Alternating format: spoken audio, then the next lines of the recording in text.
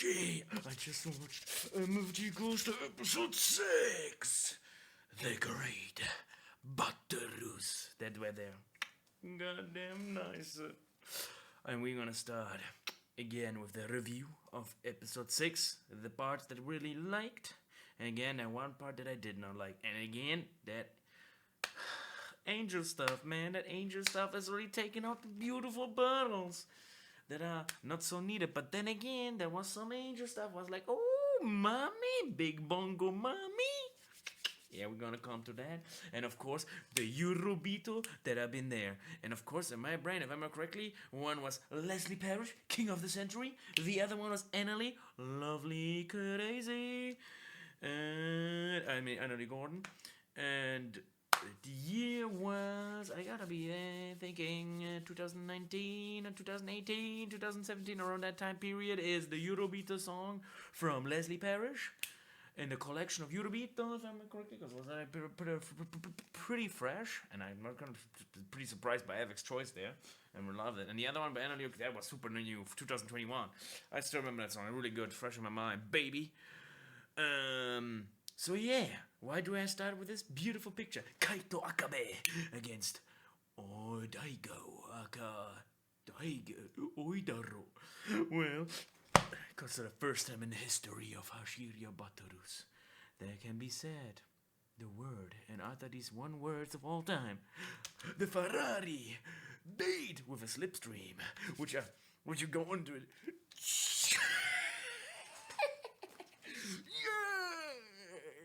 Yes, finally beat a Lamborghini. Usually it's always a different cost because it's new, it's trendier. People are in this Lambo. You know, the new generation loves the Lamborghini more. Hey, they can. It's more power to them. But I'm a classico. You know, I love the classics. And Ferrari owning them cheeks of Lamborghini. Any day, every day. Shigano. Thank you very much. That was a good choice. Yeah. And that's what I love. And especially when he says, is this the best you can do? Did you not learn anything? I love it. But you know what the biggest surprise, to be honest, in this episode, what we already talk about, is the information we have learned on Takumi, which I'm going to talk about. But I never thought we're going to get so in-depth with Slipstream. I knew we're going to get, because it was in a manga. But explanation of suspension, because there's shock suspension, there's strut suspension. So there are two different types, and there's many layers of suspensions. I thought they're gonna keep it like a little bit, and they don't really go in there, keep it casual, but they really went like bam, bam, bam, like holy type of shit. Even I was pretty surprised they're gonna give us that much knowledge. So you're going back to that moment where Ishigami and the battle, because here's where the battle is between it's GTRU against the Bum.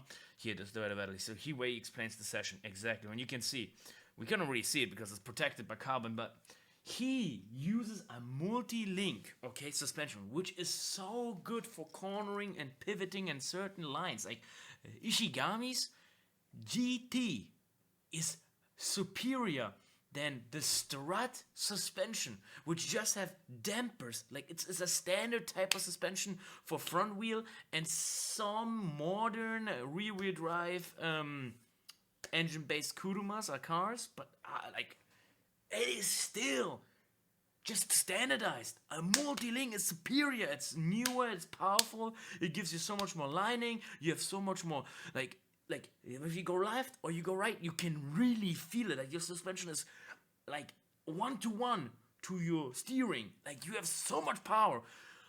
Like I'm surprised. I'm really, really, truthfully on the side of my boy Misha Beckmo when he criticized him. He drives a beast of a Kuruma, like a beast. We're gonna go right from the very beginning of the episode, because where we're gonna talk now, this happened because I have to talk about before the Takumi part. When he criticized him for being a baboon in that regard, he drives a beast of a car and loses it. And Beckmo is right. Ishigami, how can this guy and anybody else, like, also the GT Hachiroku, holy fuck, that car has 250 horsepower, and and his car 400 horsepower, and they're both fucking him and don't go full power either. Because we later on see that Kanata breaks off because he times for the slipstream, so he saves up tire pressure because tire pressure change up doesn't exist here. So you gotta be smart how to utilize it. That's why I can understand the setup, and that's why lower powered engines are better, but not important to the thing. We already talked about that. The thing is that really surprised me is like how. Like Ishigami, you have such a beautiful car. How can you not pull it? How can you win 2 titles, be the champion, and yeah, of course you're gonna get replaced. If that's your capabilities, holy shit, that the level's kind of low. I understand why Keisuke did not bring out this disciple, because that shit ain't a high power level.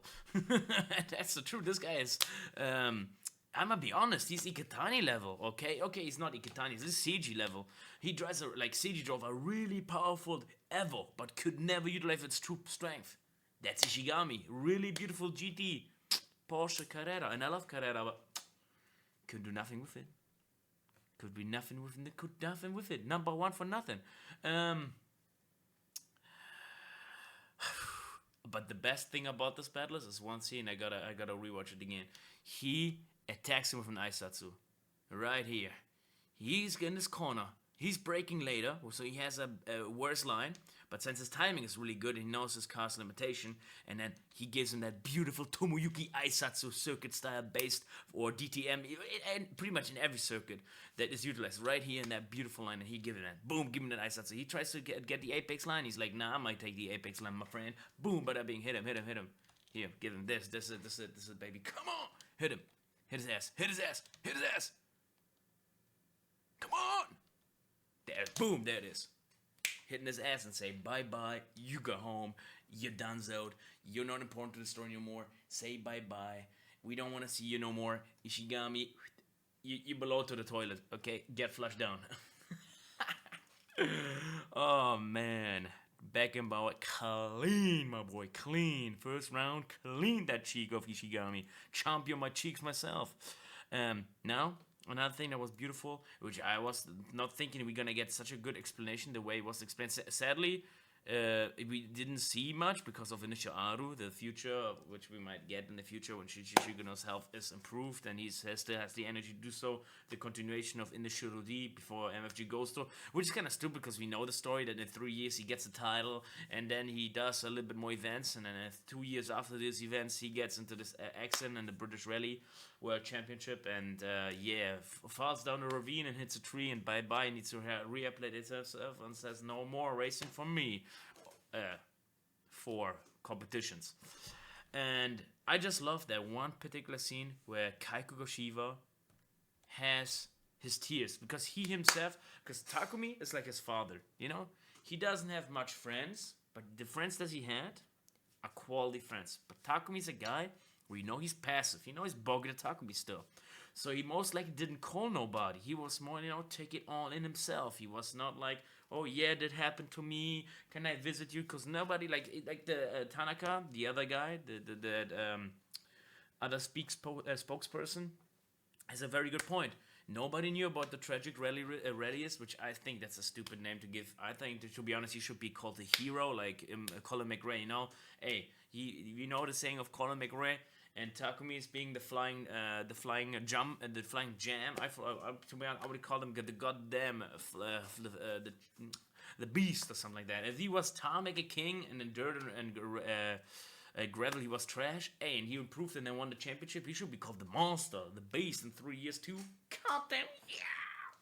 Clean, and the rivals seem to be very good quality, so I cannot wait for that storyline to come. And I really love that he shed a tear, because Kaiko Shiba, he didn't see her as a rival, but also as a friend, which I expect and appreciate a lot. And again, in this episode, he really gave us that information, in-depth knowledge, and then hyping up even more Kanata because of the friendship with Takumi, when he learned that he's his little pupil, his Deishi. And I was like, yeah, ooh, go, brother, go hype this boy up.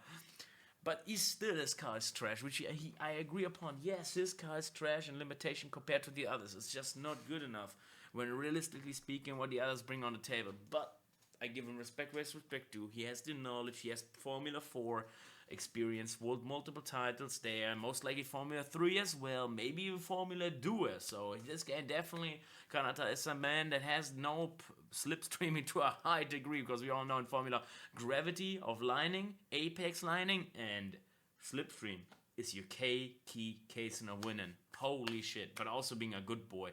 As see, to be honest, I thought in the episode there was a garbage thing, because there's a particular scene in the episode where in the Nozomi twins in the mist area, he's not going full power, because he could have gone full power in the corner section there and attacked, but he didn't want to shock the girl, the twins, and make her have an accident. So he was waiting until the section's over and then attack. So, but I thought that as a stupid thing, just, ladies, blah blah blah. He doesn't want to make an accident, blah blah blah. But, and here comes the point, if you release in Formula 4, Formula 3, Formula 2, we don't need to talk Formula 1, but let's say Formula 1 as well. All those are very regulation based. It's a gentleman sport. It's a rich man sport, really a rich man sport, even more than golf. You gotta be really sponsored to the hell of it, because you can't make a topic over to the next universe how unfair that sport is in general terms, but that's not the topic. The topic is because of the regulation of the gentleman sport. You gotta behave like a gentleman. You cannot overtake, and if you get deduction. So maybe because of this, subconsciously, deduction points that he might get not exist in this type of Hashiriya battle and in this Togetai battle. But I'm saying he has it subconsciously over the past years because of the experience inside his brain, and that's why he doesn't want to get deduction points and be an asshole attacker and get the yellow flag. That's why he's like, you know what? I hope I step back and attack when I can attack another corner. And you know what? Character-wise, I like that. No bad. Another beautiful part about this episode was, of course, like I said, Misha Beckmore, what he did, clean and bam, bada bing, bada boom. The battle was clean. I love the love that he got, the rivalry build up, how badass he is, and he's still not going full power. And then he does that, like Ishigami says, it's perfection. I feel like he's more like not a perfection. He's more like a standardized Hashiri. To be honest, very well explained by Kaiko Shiba. The way he's built up is like a machine, like Ryosuke. He's a very calculative person, very calculative machine-based. That's why he's more like equipped for everything and not for specialized, while Kanata is more specialized. That's why he has his traction control deactivated for later on when they try to attack him in the corner where he overtakes the Nozomi twins. He couldn't do it because the TACS was stopping that, because he would have oversteered and then overextended his line, and then we all know what that happens. Guardrail or wall high, bye-bye, boom, boom, boom, boom. Kuruma says game over. Or maybe worse than that. So, what was another thing that was a particular good moment? Let me think. Aiba Shun destroying the bomb. Seeing the bomb getting defeated. Thumbs up, baby. Yeah! Fucking hate the bomb in his Mercedes. So, I agree on that. GTR, destroy the Deutsche, but that's nothing. And I love it that he made third place for now in first round. That doesn't mean shit because this is our second round. But still, for the first round, GTR did quite well. As we all know here. GTR, oh GTR. It's pretty late moment. There he is. And he fucks him up. And then explained again the car setups, how much horsepower they have, how much liter they have. This is a V6, a V8, naturally aspirated, twin turbo. Naturally aspirated, not aspired. Aspirated, sorry. And I was like, yeah, okay, I like that. That's some good knowledge, to be honest. Take it again. I find that very nice that they give us, for people not just casual, some nice information. Also here, Apex lining it, for general terms, having the perfect line is pretty important, which was explained elsewhere in the Shadow D. But here, showcasing is really important, especially when he fucked up and then returned, because he subjugated the problem and took the between the lines, which was pretty good. Line reading, which happens in Formula often. We all know, see that happened there, which I'm not a Formula 1 watcher anymore, but I know still exist. And then another beautiful thing, finally, the daughter of Mako. We finally saw her, and she loves Kanata. Not that I give a fuck about that, but there she is. And we have that, I might be at tribulation, but there it is, the shot, the shot, the shot, the booty shot, the bato bongo mommy. And we know that this woman, Kyoko, is 28, not 24, and she is 23 or 24, I think, mommy. So that means Mako got pregnant 1 year after in Shinji Inui and Takumi. So finally, that theory is over. No way Shinji Inui, with the age of 17, impregnated Mako. That theory is already flat. No way in hell this is gonna be Shuichi Shigeno is gonna be giving us that storyline. I won't accept that. That's some fake news. But bing, boom, boom, boom, boom, boom, it's closed. So, father-wise, who would I give it the crown now? I would tend to be someone has a little bit more experience, either Nakazato or Shingo, because, like I said, of the audio albums that we know that Shingo, especially Shingo, multiple times meet them. I think he may I might give it a shot as Shingo. I do have. It's not Nakazato. I think Nakazato Sayuki, because from the audio file, I assume that he still remembers that. If not, then it is Nakazato. But I feel like Nakazato Mako. I don't know if that's a good combi. And I'm not saying it's bad, because she's the best woman in Ishiro D, and she's Impacto Blue, and in the manga she's higher rated than Ryosuke. That should mean some stuff. Okay, that means some power. And then finally beats Berta Kisuke can never reach. Got to keep Pazziero. You always gotta rub that shit in the face. No, I'll tip my money on Shingo. If I throw my head in, it's Shingo. Shingo's the father, the papa of Mami. And that will make sense. He's straightforward like Shingo and dirty. As we know, show him the Bad Bungo, strategist. And Shingo is a dirty strategist. I'm just saying. There is some Shingo straights in there, double impacto, double ass cheeks. And the only part that I didn't like about the angels, again, she said, oh, being an angel is tough. Also, Aka lying and here answering a question and being impartial or trying to, not too underestimate and too much non-hype. You need to hype the session, which I understand, but it's tough as again. We had it last time. It's not tough, it's business. Let me go back again to my favorite scene. I gotta say, my favorite scene was between Ishigami and Ferrari. But I have put 1 second, that's Ferrari. Because Ferrari beating Lamborghini is so rare these days. It is one of the more rarest things in the world. So that's for me place 1 for today's episode. I really love it. Celebration. So let's go back to the Eurobeat checkup. So let's start first. The one beautiful song of King of Century by Leslie Parrish. Like I said, between 2017 or 2018-19. I'm not sure which period is there, but I know it's a little bit more fresher, but not that fresh anymore. And was a collection of Eurobeat though. That much I remember. So let's play that beauty. Opening, nice. Ooh, yeah, the King of the Century. Okay, nice opening. But let's get a little bit fronter. So you all know the 40-second rule. Oh yeah! Woo, that Ishigami overtake! Ooh. Bye bye Ishigami! King of the Century is coming! Beckenbauer! Woo. Let's go a little bit further.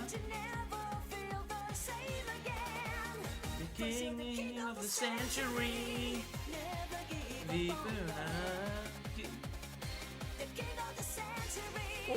Oh yeah, I love it. I give this song choice. It's currently for me, it's the best MFG Ghost song. Number 1. Currently, we only have 6 episodes from 24 or 26. I think 24. It's number 1 in my heart. King of the Century, Avex. Good choice. Clean.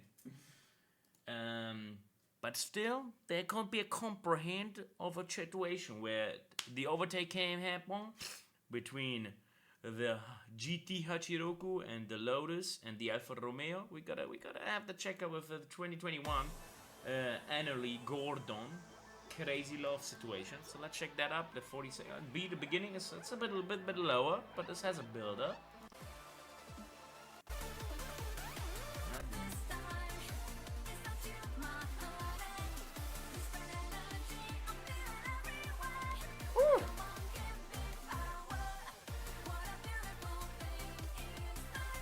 It is truly a beautiful thing to watch MFG Ghost of.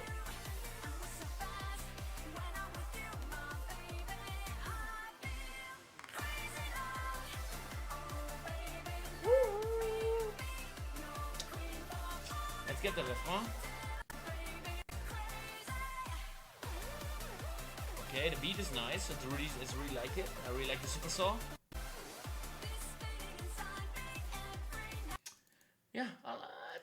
I give it a 7 out of 10. It's not bad. You can feel the energy. It's a good song. It's much better than Utilize those ones that were already in Yunishuru D.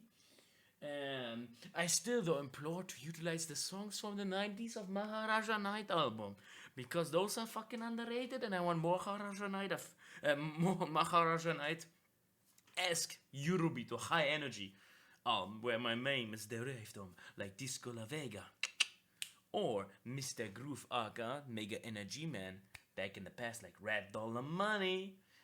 Yeah, I'll be hot and flame, baby, a hot temptation, tempest. Ooh, that would be. Ooh, I cannot wait for episode 70. What happened in the second round? What we're gonna be seeing there, and why the tire pressure protection and the slipstreaming that Kanata's utilizing is gonna help him, especially if he's gonna attack them when they're least suspected. Well, high energy. Till the next episode. Bye bye.